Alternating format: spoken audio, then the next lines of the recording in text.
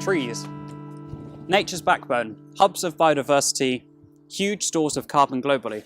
So, by planting more of these, we can solve the climate and nature crises, right? Well, as it turns out, this might not be the case.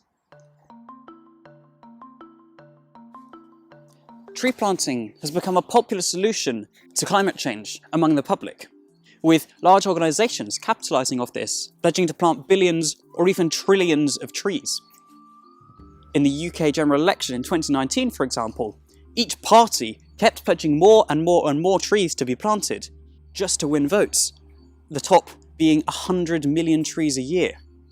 And these tree planting policies have been supported by characters such as Donald Trump and Nigel Farage. So, why am I here arguing that tree planting is not the solution? Tree planting is definitely a good thing. It is completely necessary. Forests increase biodiversity, they improve water and air quality, decrease soil erosion and desertification, and they trap carbon within the soil, the trees, and the life they foster within. One of the main problems comes when big government or international bodies impose a one-size-fits-all approach across vast areas without considering what's best for each local environment. Top-down efforts cause other problems, such as dispossessing locals and creating large artificial forests with only one or a few species, resulting in a tiny biodiversity. Also, they tend to treat tree planting as a quick fix. Without maintaining these trees, plantations often fail and have to be re-cleared. For example, $13 million was spent planting mangrove trees in Sri Lanka following a tsunami in 2004. But in over 3/4 of those sites, there was less than 10% tree survival. This was due to poor planning and lack of maintenance later on. The trees need help to become a successful forest.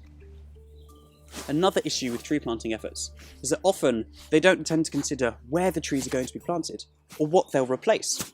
For instance, agricultural land is often used, which will decrease the cropland despite deforestation often occurring elsewhere within the very same country.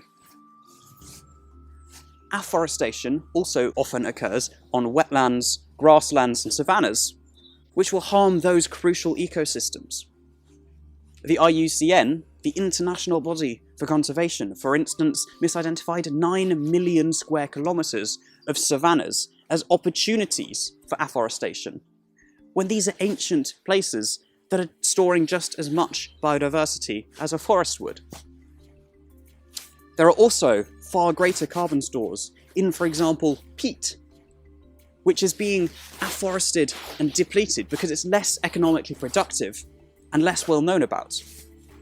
In the UK, where we've got natural peat bogs, we should be protecting and restoring these as a priority over converting them into forests, especially when they tend to be monoculture forests. Believe it or not, the UK is actually one of the most nature-depleted countries. We're known for our green rolling pastures, which are barren of all but a few species, with almost no biodiversity. We have only 13% tree cover across our country, where the European average is 30 to 40%, and the historical average is over 60%. So, planting forests will be great. It'll create jobs, it'll sequester some carbon, and it'll allow endangered animals to thrive once again across the UK in a much more ecologically rich environment. Some agricultural land will need to be repurposed to reach our net zero targets. The Committee for Climate Change argues that 22% of agricultural land will have to be converted into forests or peat bogs to sequester the carbon.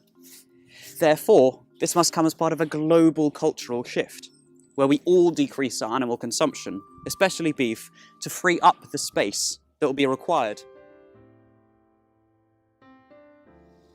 Reforestation will be a key part of the solution to the crises we face regarding climate change and biodiversity. But it won't be a silver bullet.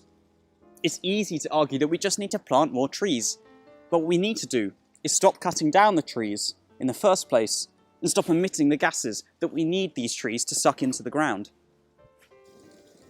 We will be able to offset some of our human emissions using trees, but what we need to do is turn off the tap before we start mopping up the mess we've made. However, proper planning led by local and native people as part of a long-term commitment to a greener, more tree-covered future, will lead to reforestation being one weapon in an arsenal against climate change, so that hopefully we can limit the warming of our planet and the loss of all of our species before it's too late.